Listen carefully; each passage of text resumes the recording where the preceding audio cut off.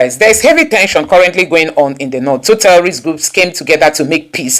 Two rival terrorist groups came together to make peace. Upon arrival, one of the terrorist group abducted the terrorist leader of the other group, and they captured him alive and disappeared with him. And there's heavy tension. So guys, you can see what's happening in Nigeria. It's only in northern Nigeria you see terrorists playing with the lives of people. These people play with the lives of Nigerians without anybody interfering or interrupting them. And these are some of the things people are wondering, how long are we going to have this happening in Nigeria? So you can imagine that in the north, these terrorists can boldly come out that they want to make peace, and then upon arrival, one other group abducted the leader of the other and disappeared with him. And now there's tension. Residents are worried because they don't know what reprisal attack is going to follow the abduction of their leader, of the other terrorist leader. So there've been tension all over the places. You can see that this country has actually fallen for terrorism. And you see some northern leaders saying, don't allow Nigeria to divide. How can we live with people with this kind of mentality? How can Nigeria be together with a group of people behaving this way? Just like Southern Sudan and the Southern Sudan splits. Now they have peace. I think it's getting to that point where the North can just have their field day, practicing their Sharia, because no country can progress with the level of insecurity we currently have in Nigeria. Anyway, guys, I don't know what you make of this. Let me know your thoughts in the comment section below. Please don't forget to subscribe and turn on the bell notification for more. Thank you. A major security crisis hit Jibia local government area in Katsina State after former bandit leader Abdul Lankai was captured and 7 of his followers were killed in a violent attack linked to a collapsed peace meeting. Abdullahi Ahmadi, of our correspondent over there, has the latest from Jibia.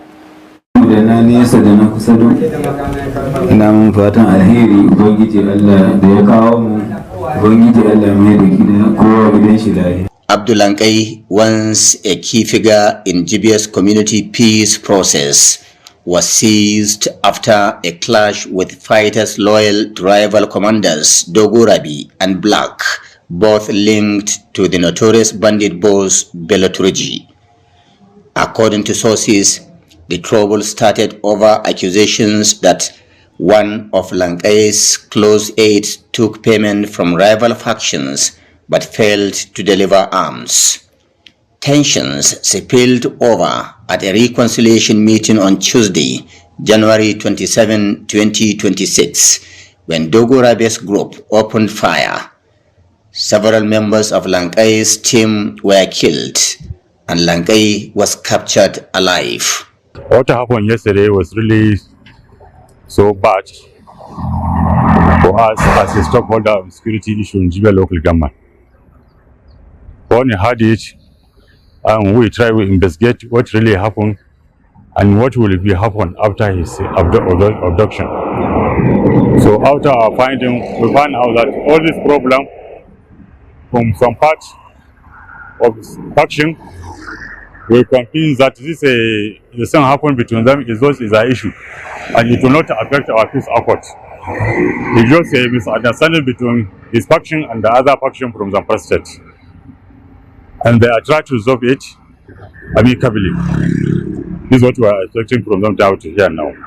Several repentant fighters with Lankai were wounded, with at least 2 in critical condition. Residents say Lankai had been credited with enforcing the peace deal in Jibia, keeping raids and attacks down and winning local backing. The violence has raised fears of renewed bandit attacks, as Lankai's remaining followers are reportedly mobilizing. Security authorities have not yet commented publicly. The Jibia Peace Accord, previously seen as a potential model for negotiated security in Katsina State, is now under threat. Analysts say holding the fragile camp will be tough without its central broker. Kalau hukumar Jibia labari ya zo mata wani iri sabo. The people of Jibia local government received the very unfortunate and shocking news regarding the abduction of Abdul Lankai, who had been spearheading peace negotiations with bandits. He was invited under the pretense of assisting in planning a peace process in their areas. But This was a deceitful trap. We are now praying for the sustenance of the peace deal and most importantly, for the safe return of Abdullangai. 2005. By the time when we have a peace talk with him, he accepted this peace talk, and with all sincerity, with faith and sincerity, up to this time, there was nothing happened between the people of Jibia local government and his people. And he's at alert any time we call him on any issue, he will attend that issue and he will address the issue and the problem will be solved. Definitely the entire people of Jibia local government and its environment, we are not happy with this attack. We are very, very much not happy on this attack. Lankai became prominent among bandit crews in parts of Zamfara and across the border in Niger after he agreed to the peace deal. Dogo Rabi, who rejected the pact, moved to Zamfara and linked up with Bello Turji, which fueled tensions here. Recent attempts by senior bandit figures to renew a ceasefire were underway, but Salalu Akonde joins us this morning, former presidential aide and host of Inside Sources here at Channels. Good morning, thank you for coming on today. Good morning, Timberley. So we have a number of issues that played out, and still playing out this week. Let's start off with the Senate, for instance, where the Senator Ningi is talking about this U.S. strike in Nigeria and procedural matters which they should consider. What's your thought about how this is going on? Yeah, well, I think that I think it's a fair request of the National Assembly as a body to be properly briefed about, Nigeria's understanding, the understanding between Nigeria and the U.S. regarding the airstrike. I think Senator Ningi is right to say that, some of those things ought to include the National Assembly. The National Assembly ought to be carried along. I mean, if you follow the debates even in the U.S., you see that this tension also even exists between the U.S. Congress and the White House on the powers of the president to deploy force, powers of war and stuff like that. So I think it's a reasonable issue that Senator Ningi is tabling to say that, look, you guys need to give us information about this. And I think they are on the right path. I imagine that the Senate President has said that this is a matter that has to be discussed off camera. But certainly, it's something that they should be aware of. I mean, it was a major event, and it had questions around our sovereignty. Even though I personally support us working with the Americans, to help us deal with the terrorists, because we need every help we can get. But I think it's reasonable for the executive to carry along the National Assembly in that matter. So in that regard, I mean, because chances are that when this kind of matter comes up, you definitely may have certain persons who will say, nope, we do not want the strike to happen, especially if they say, my constituents don't support this kind of strike. And if it gets to that debate and stalls debate, whereas, you have a lot of other people who think this should happen. Isn't that likely going to be some sort of hiccup in the entire matter? Yeah, that's one of the reasons why, so issues of security and intelligence, it's understood that it can be discussed, off camera, in secrecy, so that the sensitivity of it does not get compromised. But I think in terms of determining the national security priorities of the federal government, the executive arm of government does have, the highest responsibility for that. So even if people have objections about it, part of the powers that has been conferred on the executive arm of government is to give them the right to do these things on behalf of the people, with the fact that, well, the president was elected by the people. So in his term, he's expected to be doing stuff. That's why there's a lot of public trust. When you are sworn as president or governor, you carry the fact that your people are behind you. They elected you. So that gives you the legitimacy to take these actions. So yes, there may be parts of the country or the state that may not agree with what you are doing. the extent that, you have a constitutional mandate and you have that legitimacy, you can go ahead and do what you believe is right for the country. When it has to do with security, they always talk about how sensitive these matters are. Yeah. So, and then even the security services themselves might think, because, that allegation as to perhaps some elements in the army leaking information to Boko Haram terrorists when the U.S. was collaborating with Nigeria some time ago. Right. That might still linger in the mindset of certain people. What do you think the National Assembly or Senate may be comfortable with? Is it for the presidency or executive to them before the action, during the action, or after it's happened? Exactly. Yeah, you're raising very, very sensitive matters, Kimberly, because I don't pretend to be an expert myself in managing some of those very sensitive security things because of the sensitive nature of it. Even in the U.S., like I said, these tensions exist that, you should tell us, the Congress says, let's know what you're going to do before you attack Iraq, before you go and pick Maduro, before you even do all these strikes all over the place. And at times, the executive will say that, look, some of these things you cannot compromise, So at times, some of the things that I've noticed in the U.S. is that just by the time that the thing is happening, before it goes out publicly, before everybody finds out, there's a detachment of information that goes to the U.S. Congress, so that there is not enough time for any potential sabotage. So these are things that have to be sorted out behind the scenes, so that, and you raised a very good point that it had happened before the Nigerian military was working with the U.S. military, and the U.S. military felt they were betrayed because of information that was leaked. So I think it's just to make it as close as possible, prevent any opportunity for sabotage, but at the same time, bring the National Assembly, at least some of the select intelligence people and the leadership to some kind of confidence. Ayo. Well, Mr. Akonde, you would be able to relate with this a little more because, as a former presidential aide and managing communication around such things would definitely be a thing. The trip of the president to the U.S., despite whatever, achievements or pluses or upside it may have, was that just one taint of the president stumbling, and a number of people are making a meal of it, unfortunately. I've also listened to Madam Abike Dabiri, seen in a report crediting, telling us that she was like, look, guys, even the Turkish media is calling our own reaction to our president, in that state, silly. In terms of the communication, I'd like you to speak to it. How would you say the presidency has done with it?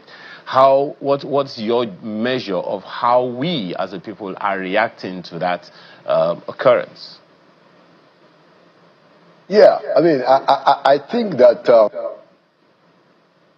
to the extent that everybody is human, even those of us who are younger than the president, we've had instances of sleeping here and there, a little stumble here and there.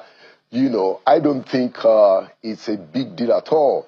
And I think it depends on the way that we spin this thing. Look, the president stumbled and somebody grabbed him before he got down, and then he's back up again, and he proceeded with every other assignment that he had to do on that day. So it did not affect his schedule. It did not affect what he went to do. He sat through all the meetings, and it seems that everything is looking good. So I don't think we should belabor the issue at all. We should wish the president well. He demonstrated a bit of resilience, by getting up. I'm a pastor in my other vocation, and it says that a righteous man falls down 7 times, but the point is that you got to get up again. The man got up again, and that was good, and we hope that is okay.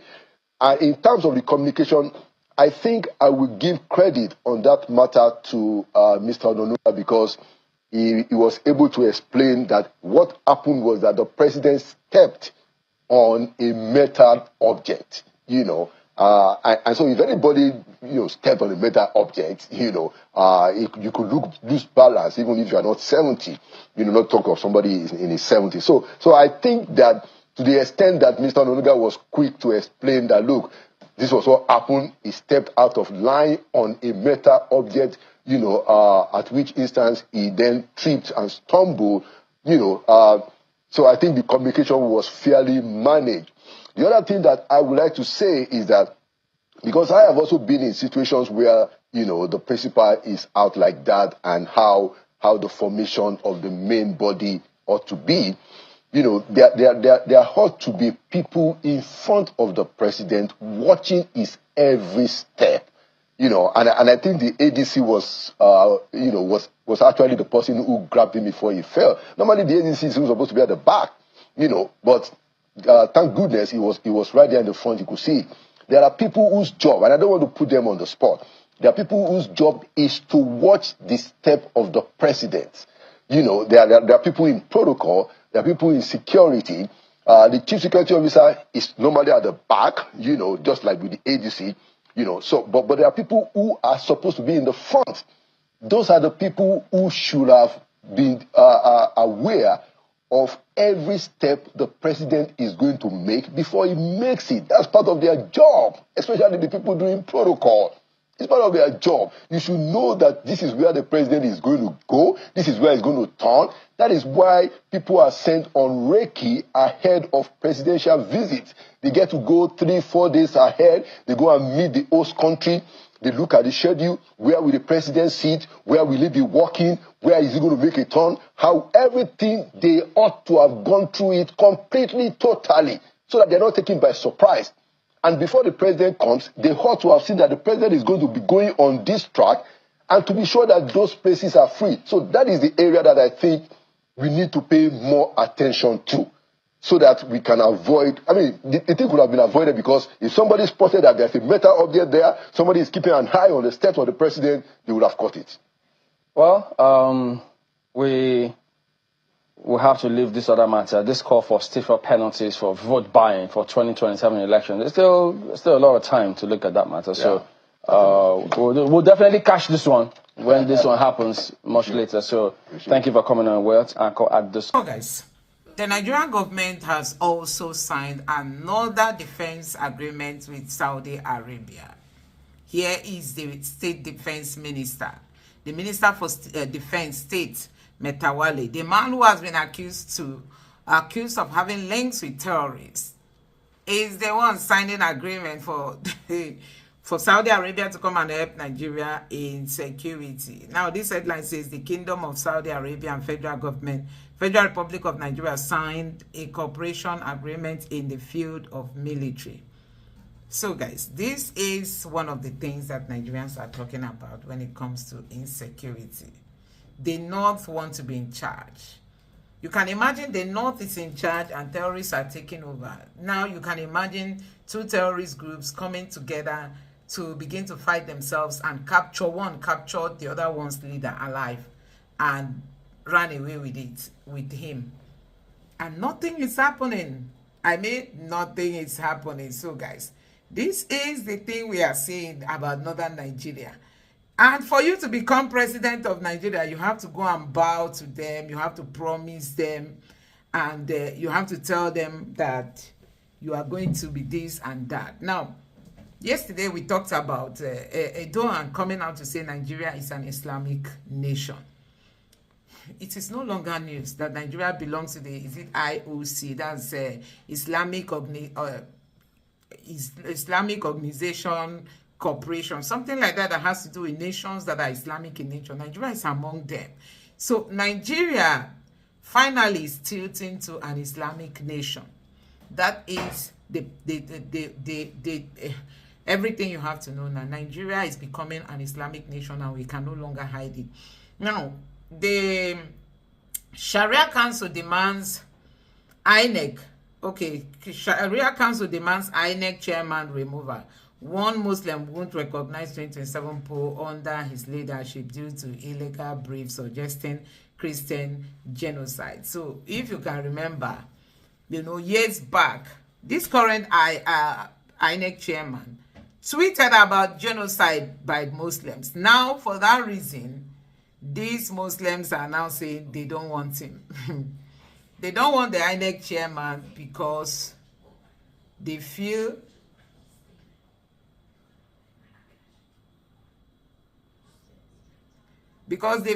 that, you know, he is a Christian.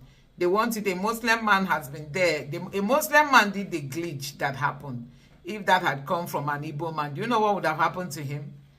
If the glitch that happened in the last election had come from an Igbo man, hey, they would have set everywhere ablaze. I mean, everywhere would have been on fire.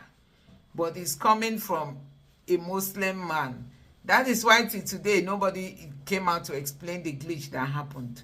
Now the Muslim people are saying Sharia court demands INEC chairman's removal. One Muslims won't recognize 2027 poll under his leadership due to alleged briefs suggesting Christian genocide. So there is no Christian. Is it that there is no Christian genocide? Now let's see how some Nigerians have reacted to this. Like this person, but Khan could have accepted the polls under the leadership of Muslims who didn't condemn the killing of the Bora and Christians in the north, right? Anyone who lies that there has not been Christian genocide in the north of Nigeria is a monster and deserves God's anger. I detest Nigerian Christian leaders with a passion so horrible and gullible, where Muslims will be making national demands without regard for Christians. Those demands will most likely be met, and the stupid pastors will keep talking about church offerings. Anyway, no pastor is stupid, but we want them to contribute to what is going on in the country. Somebody should beg them, please. Disturbing the peace of an oppressed is a moral duty. This man says, see how the Nigerian Muslims are vocal. You see the Nigerian Christians, it is like just Christians by identity, not by conviction. They don't do anything to protect Christianity, but they are ready to die for their pastor. So guys, these are reactions coming from Nigerians. This person also reacted saying, we are not pushed hard enough for regional governance. With all the avoidable instability, loss of lives and resources unleashed on Nigeria, they still have the audacity for this kind of nonsense. The only weapon, religion, has never brought peace but tears.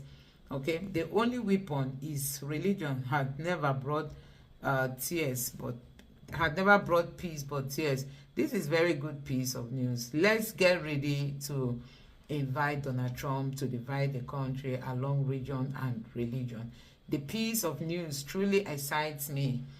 What are they waiting for? Nobody has the monopoly of madness. Who says we can't all be mad at the same time? And this other person here says Islamic leaders are very useless. This person, when an Islamic cleric suggests Turkey over the U.S. security and the president acted, did Christians protest? Why drag religion into national matter? Behind, maybe it's time for each to retreat to their own tent. By the way, the British brought us together, and we were better off for it. So let's see if President Tinubu is really desperate for re-election in 2027. I think it's time Christians in Nigeria started galvanizing our collective strength. So these are reactions from Nigerians. I don't know what you make of this, honestly. Let me know your thoughts in the comment section below. Please don't forget to subscribe and turn on the bell notification for more. Thank you.